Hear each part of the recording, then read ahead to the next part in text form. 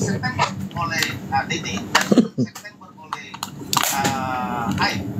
Mereka BAP itu atas petunjuk P19 Jaksa pada tanggal 23 November 2016. Ya. Kami menemukan fakta pengakuan dari DT. Kemarin waktu kami ketemu, kami sodorkan betul kami di BAP. Beberapa kali, satu kali. Kapan? Tanggal 2, dia ingat aja satu kali malam hari tanggal 2 itu, 2 September itu. Di BAP tertulisnya jam 9 pagi. Saya tidak tahu itu mungkin ada jam, saya tidak tahu apakah keliruan sementara atau tapi kita BAP bukti potensi dan persidangan. Kemudian tanggal 23 kami tunjukkan lagi itu yang BAP di Polda. Tanggal 23 November, apakah Anda pernah di BAP tanggal itu? Dia ngerti Polda pun enggak. Dan dikatakan itu bukan saya. Kami cek Pak Karni, kami nggak percaya. Di BAP tanggal 2, betul, dia nggak ngerti parah. Waktu kami, dia tanya nggak ngerti parah, saya bilang, parah nggak dia lembar? Apa itu parah? Saya langsung cek, oh betul, di BAP pertama itu tiap lembar itu dia tanda tangan. Dan di terakhir dia tanda tangan. BAP kedua, tiap lembar parah. Terakhir tanda tangan dan tidak identik tanda tangan. Dan dia tidak merasa di BAP untuk yang kedua. Dan ini kami sudah sampaikan ke penyidik kemarin digelar di Barreskrim untuk menjadi perhatian dari penyidik. Informasi ini perlu didalami karena itulah selain rangkaian peristiwa banyak kejanggalan, banyak prosedur yang langka, tapi sangat aneh gitu kan. Katakanlah ada kelalaian penyidik, kenapa jaksa meloloskan itu P21, kenapa pengadilan 3 kali bisa lolos sampai ke inkrah? Ini tentu menjadi pertanyaan kami. Yang tadi yang saya sampaikan di dalam putusan itu ada yang bertentangan, tidak berkesesuaian satu dengan yang lain antara putusan dengan perkara yang sama. Ini kami informasikan supaya ini menjadi perhatian dan koreksi bersama. Tujuan kami hanya ingin para terpidana ini kalau memang tidak bersalah harus dikeluarkan dan mereka tidak boleh menjalani pidana yang tidak mereka lakukan. Demikian Pak. Ya udah. Oke. Baik.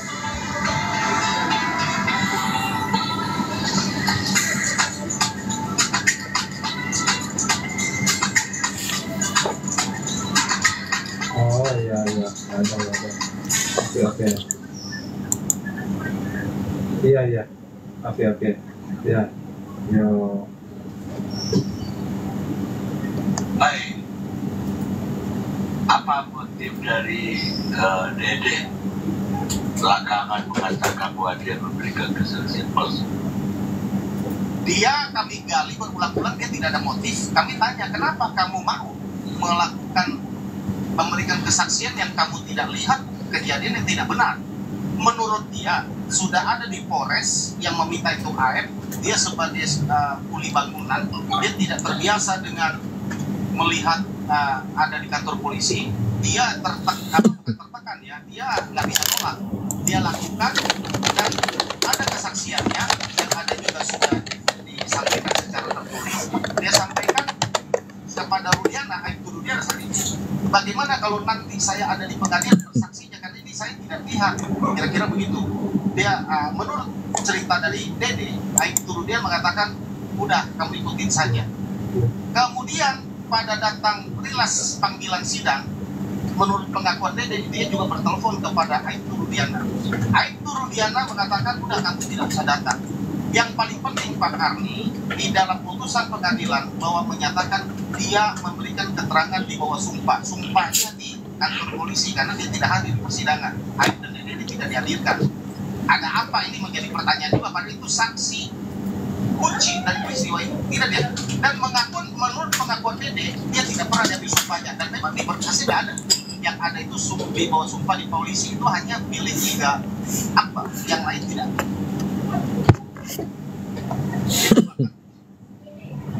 Baik, ya kalau cerita itu benar, semuanya janggal sekali apa yang terjadi di proses itu. Apalagi ya, kalau berita acara yang dibikin di unit narkoba tadi, bukan di screen book.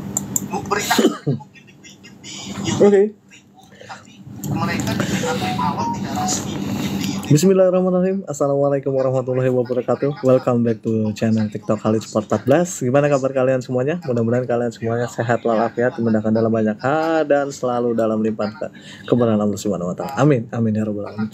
Ya, ketemu lagi di jam yang sama seperti biasa, Senin sampai dengan Jumat siang live kita jam 12.30 WIB.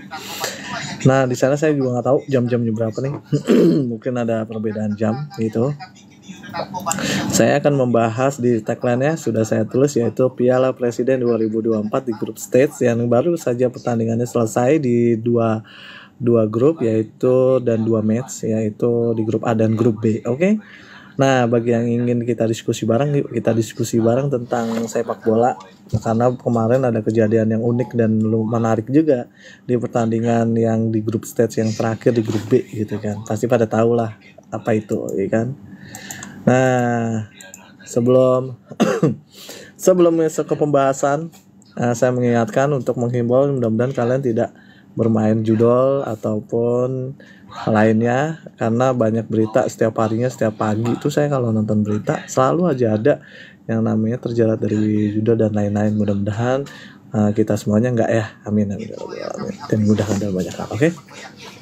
Sebelum masuk pembahasan, silakan ambil minum, ambil cemilan, karena pembahasan ini nanti dari grup A dan grup B itu banyak. Oke. Nah, saya juga udah ambil, saya minum dulu sebentar. Bismillahirrahmanirrahim. Memberikan kesaksian palsu, berita bohong, apalagi mengakibatkan orang ancaman. Saya sudah sampaikan sama Dede, dia katakan tidak apa-apa, saya siap. Kalau misalnya bukan cerita itu benar, saya pikir nggak ada yang salah. Oke. Pertandingan baru saja selesai kemarin dari grup A dan grup B di match yang kedua, yang kita sudah mendapatkan satu hasil yang luar biasa, yaitu Borneo itu sudah memastikan satu tempat di mana dia sudah pasti lolos, yaitu Borneo di grup A gitu. Nah, saatnya kita ngebahas Piala Presiden 2024 grup stage. Oke. Sebentar. Akan lanjutkan karena Anda. Oke. Nah, kalian pasti ini ya, pasti nonton kan kemarin di hari asal yang 7 tersangka, 7 terpidana itu bisa dibebaskan. Saya pikir kalau Senin kalau nggak salah, Senin main grup A ya. Grup A itu ada PSM Makassar versus Persis Solo. Berakhir skor dengan 2-2. Nah, sempat unggul, sayangnya lagi-lagi tidak bisa mempertahankan keunggulan Persis Solo dan harus mengakui PSM yang bisa menambah 2 gol juga. Jadi 2-2 seri.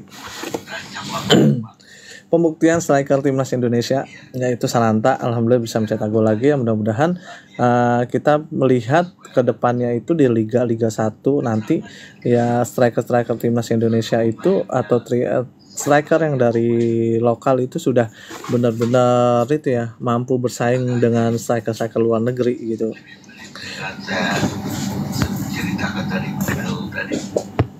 Betul. Nah, itu tadi baru saja untuk Persis Solo dan PSM di grup A, dan dilanjut lagi masih di grup A, yaitu Persib Borneo. Nah, kenapa saya bilang tadi di awal kalau Borneo itu udah memastikan satu tiket atau satu tempat untuk babak semifinal? Ya karena kemarin lawan Persib Bandung menang 1-0, dan kebetulan di pertandingan yang pertama juga Borneo itu menang juga lawan lawan Persis Solo 2-0 gitu. Jadi di grup A ini masing-masing punya kans ya 3 tim kecuali Borneo ya. Kalau Borneo kan sudah jelas nih, Borneo itu sudah jelas dia masuk ke babak selanjutnya, entah itu nanti dia juara grup atau nanti runner up gitu. Poinnya itu 6. Jadi poinnya itu Borneo 6. Sisanya itu ada Persib Bandung 3. Persib Bandung di nomor 2. Di nomor 3 dan 4 itu ada Persis dan PSM Makassar. Nah, di sini dia harus berjibaku 3 tim ini di partai penentuan, yaitu nanti partai penentuan di match yang terakhir ya, di grup ya, match yang ketiga gitu. Itu yang sangat seru, sangat luar biasa. Nah, mudah-mudahan aja kita lihat nanti siapakah yang masuk. Itu ya tim-tim terbaik juga ya kan, Piala Presiden. Kalau misalkan kalian pengen pengen tahu lebih update ya nanti, itu ada di saya ulang lagi video ini di media sosial lainnya. Oke. Nah, itu tadi grup A. Sekarang kita beralih ke grup B. Grup B ini yang seru kemarin. Kalian nonton yang ini nggak? Yang Bali United versus Madura United. Nonton nggak? Kalau kalian nonton, kalau nontonnya sampai habis ya, itu ada di mana menit akhir itu VAR bertindak dan di situ udah langsung mengejubel tuh. Wah, seru dia pokoknya. Nah, karena gini, Bali United itu sempat Bali United sempat tertinggal 1-0 oleh Madura, lalu dibalas oleh Bali United. Bali United sempat unggul lagi 2-1 nih, sempat unggul 2-1 dan dibalas lagi oleh Madura, jadinya skor itu 3-2. Nah, di menit-menit terakhir itu sebenarnya Bali United mampu mencetak gol, tapi dianulir karena VAR gitu. Nanti kita akan bahas ya VAR-nya ini, oke? Nah, terus di pertandingan selanjutnya antara Persija Jakarta dan Arema Malang.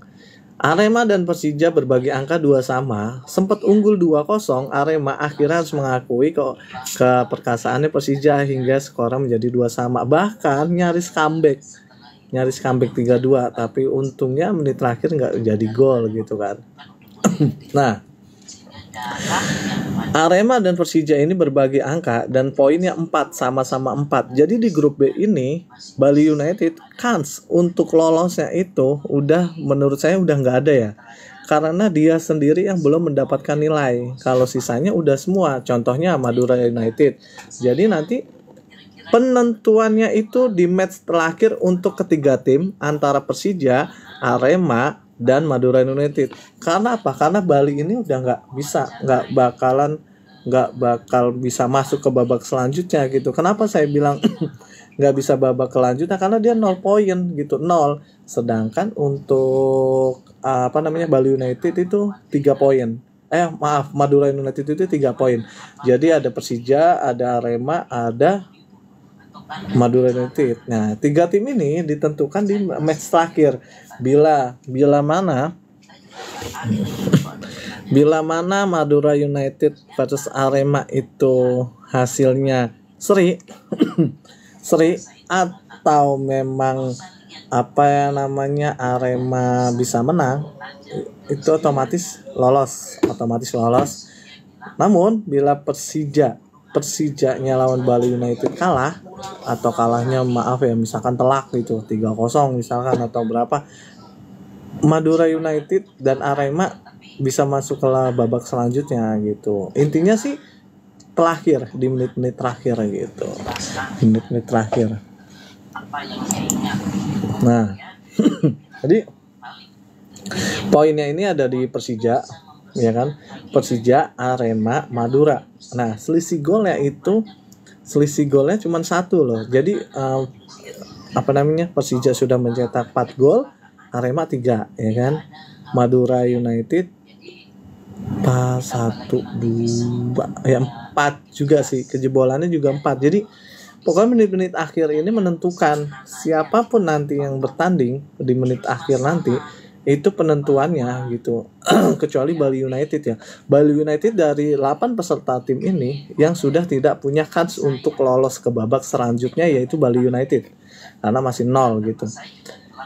Kalau Arema saja seri atau Persija juga seri lawan Bali United, sudah dipastikan Persija dan Arema yang lolos gitu kan, yang lolos. Tapi lagi-lagi kalau misalkan Arema itu kalah misalkan 1-0 dan Persija kalahnya defisitnya 3 atau 4, ya Arema dan Madura yang babak selanjutnya. Tapi kita lihat nanti ya pertandingannya, karena pertandingan ini sangat seru banget gitu, Piala Presiden ini. Dan saya akan kembali ke grup A lagi.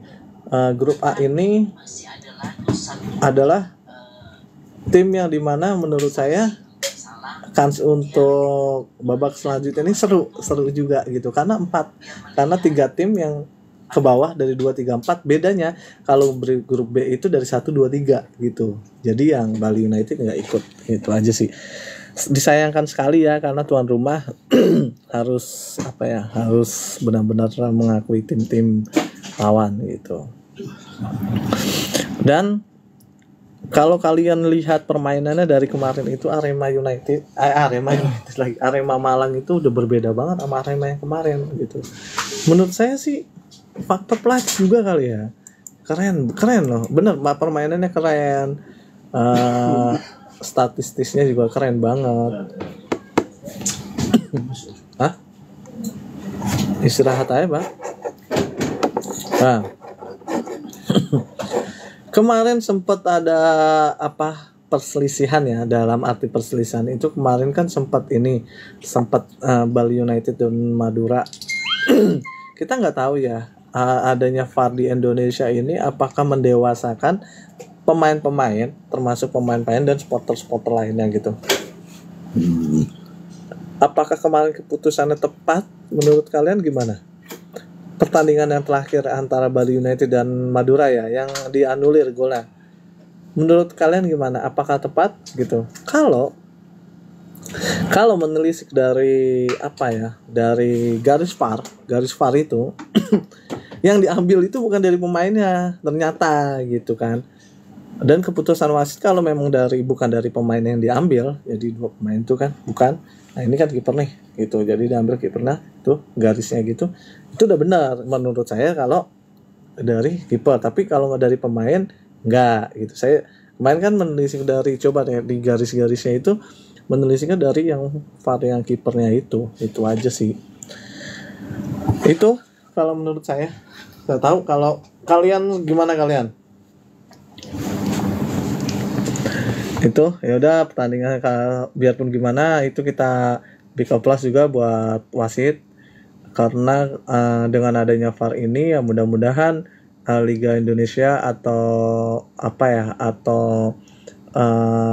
piala-piala lainnya, contoh kayak Piala Presiden dan lain-lain, menjadi lebih baik lagi aja gitu sepak bola Indonesia. Itu aja sih.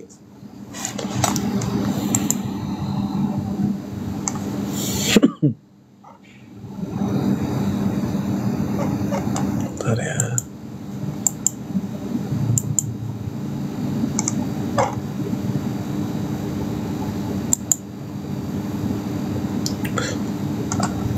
Itu aja sih. Ya semoga lebih dewasa lagi, dan alhamdulillah supporter juga luar biasa mendukung banyak pihak gitu lah. Kita doakan semoga liga-liga Indonesia lebih baik lagi sepak bolanya. Dan jangan lupa juga saksikan di hari Sabtu besok itu semifinal Piala AFF usia 19 antara Indonesia versus Malaysia. Oke. Yang digelar langsung di insyaallah jam 19.30. Insyaallah ya, kalau nggak ada perubahan jam. Maaf, minum dulu.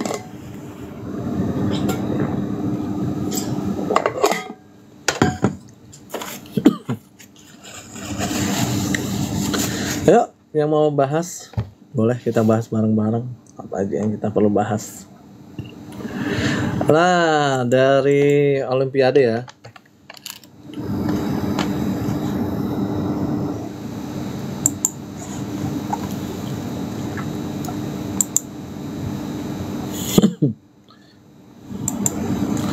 Dari Olimpiade kemarin sudah resmi dibuka.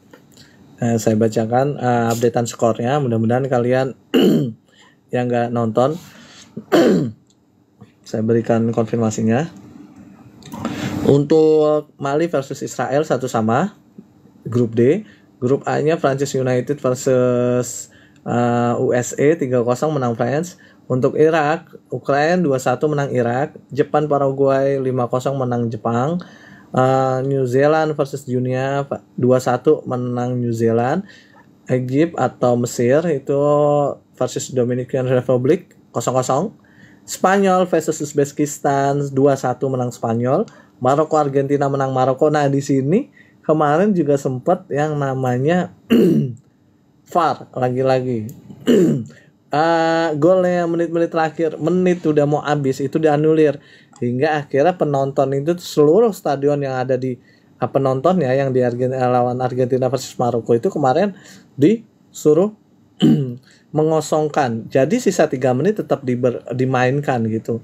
Itu kemarin. Jadi kemarin sudah resmi dibuka siapakah di Olimpiade ini akan maju ke babak selanjutnya, babak berikutnya. Simak terus, oke. Insya Allah besok kita bahas untuk untuk Olimpiade dan lain-lain, oke. Dan kans juara Piala AFF usia 19 Indonesia. Saya rasa sih kalau kita lihat dari grupnya, dari kemarin permainan di grup itu menurut saya udah dominan bagus sih. Mudah-mudahan bisa masuk ke babak selanjutnya berikutnya dan terus gitu. Oke. Nah di sini ada yang mau bertanya mungkin, ayo insya Allah saya akan konfirmasi, kalau bisa jawab saya langsung jawab. Yuk.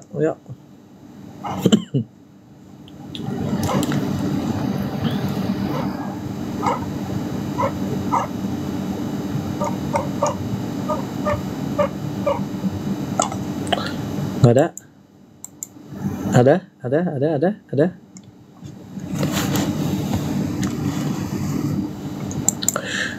Sekali lagi terima kasih banyak yang sudah bergabung, sudah nonton live-nya Khalid Sport 14. Terima kasih, tanpa kalian Khalid Sport 14 akan sampai saat ini. Terima kasih juga yang sudah follow. Silakan dibagi, di-share video-video dari Khalid Sport 14. Tanpa kalian Khalid Sport 14 akan sampai saat ini. Ya, terima kasih banyak. Saya Khalid Sport 14 undur diri kalau nggak ada yang didiskusiin, dan mudah-mudahan hari-hari kalian membahagiakan selalu. Amin. Wassalamualaikum warahmatullahi wabarakatuh. Salam silaturahim. Salam Khalid Sport 14. Ciao.